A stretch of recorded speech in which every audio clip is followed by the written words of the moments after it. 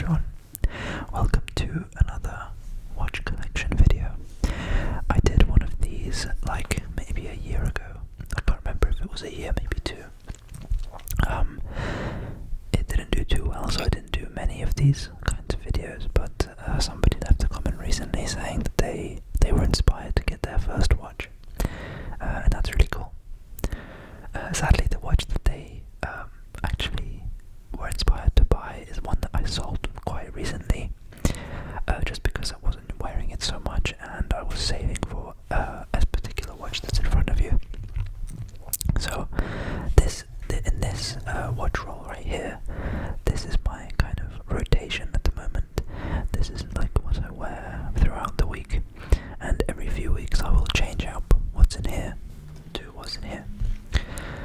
Before I go through the rotation, I will say that this one I'll do last because it's my most valuable watch in terms of how much it cost me and what it means to me. But I'm going to start with the honorable mentions that didn't really get much, that's not going to get too much light in this video. But you should be aware of these watches just because I really like them and they are in my collection even though they're not in the rotation. So this is one of them. This is a G-Shock, just a classic G-Shock that is beloved by all watch collectors, by most that I know anyway. I think it's like the G100 or something, I'm not 100% sure, I'm going to put it on screen just to double check. But it's also called the Casio because it's in the shape, the hexagonal shape that the Prestige, I guess, Audemars Piguet watch comes in. But it's obviously like this durable plastic, indestructible plastic that Casio make. But yeah, it's just a classic G-Shock and I really, really like how it looks. It looks really stealthy. Another honorable mention is this Seiko SKX 779, which is a gift from someone in the family. So I really, really like it. It's not one that you might be attracted to because it is very rugged, very kind of like, let's say manly maybe, very like rough around the edges, but it's a very, very cool watch. This is also the first generation Seiko Monster. The SKX 779 is the model number, but it's referred to as the Seiko Monster for obvious reasons. Alright, that's the rotation of the bezel. It's a diver's watch. If you don't know much about watches, this is called a diver's watch because of the rotating bezel. So if you were diving and you dived at, let's say, 8:59, you can set the diving bezel to the 59, and then you'll know where exactly 15 minutes is, where 30 minutes is, and 45 minutes. These days they're not used so much. The electronic versions is much preferred because it's much more accurate and performance is much better. But it's something to know. And the last honorable mention will go to this Sundo Core, I believe. I'm not sure if it's a Core actually, if it's a Core model, but it's a titanium body. And the strap is aftermarket. It's not the one that the watch came in, because the one that the watch came in is destroyed. It was very, very worn. But this was also a gift from someone in the family, and I do really like this watch. It's my other kind of beta watch that I can wear to have to go for a run or something. I don't really track my distance, but I do want to know how much time has passed since the start of my run. So I typically will wear this one. They have the Sundo Titanium. I don't remember the full name, but if you search Sundo Titanium, something will come up in Google Images. Right, a few of the other watches I've already shown in my previous watch collection video, so I'm going to go ahead and show another one that you may not have seen before. So this is now in my rotation that I recently added to my rotation. This is a quartz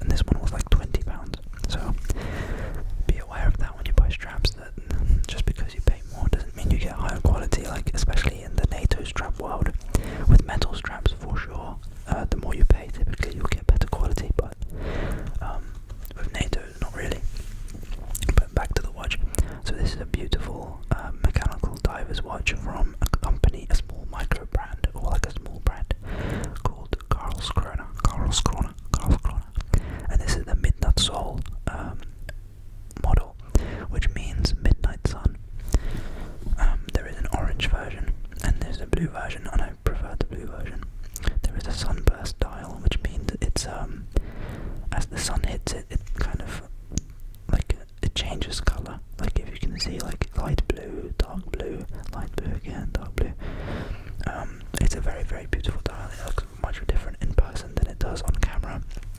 The camera, unfortunately, oh look at that. Look at that sapphire play in the sun. It looks so crystal clear. I really like it. Bezel movement. It's quite sharp actually. I'm not going to do that right at the right to the microphone. It's quite a sharp noise, but it's a very solid clicks. Really like this one. Yeah, definitely one of my favourite watches. It's on the bigger side, especially if you compare it to this one. It's a little bit bigger.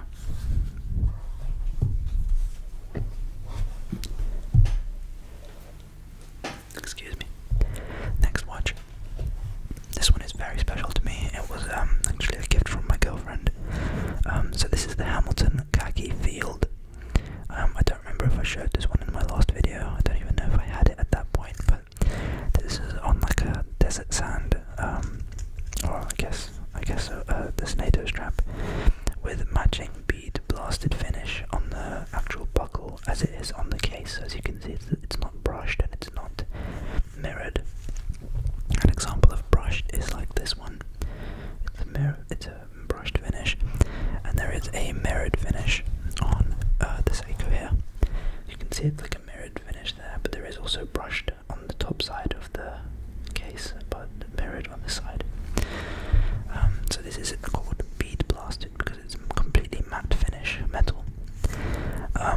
It's a field watch. It's a field watch because it's very, very simple to read. It was used commonly used in the field in the war. This would be like military issued. It's hand winding, so it's not automatic. All of the watches here, so the Karlskrona, the Seiko Monster that I've got, and in the previous one that I showed in the previous video, I showed off this one, which is the Russian Vostok. They all can acquire a charge through movement. You can hear through the microphone that there is a rotor which spins as you move, and that provides a charge for the mechanical movement. And with this one, this is a mechanical movement, but it's not automatic. This is a mechanical hand winding movement, so you can actually just spin the crown.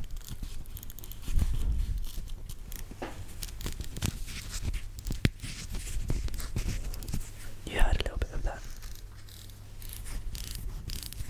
Exactly. So that would be winding the watch, and that would be sending the second hand moving. But yeah, that's the Hamilton Khaki Field Mechanical. That's what this one is. I really love this watch. It's very simple, very military looking. There is a black version, but I prefer the white. That's just a personal preference. And of course, last but not least,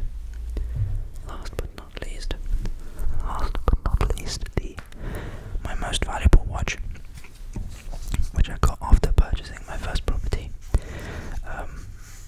It's the Oris point-to-date Waldenberger Bahn edition.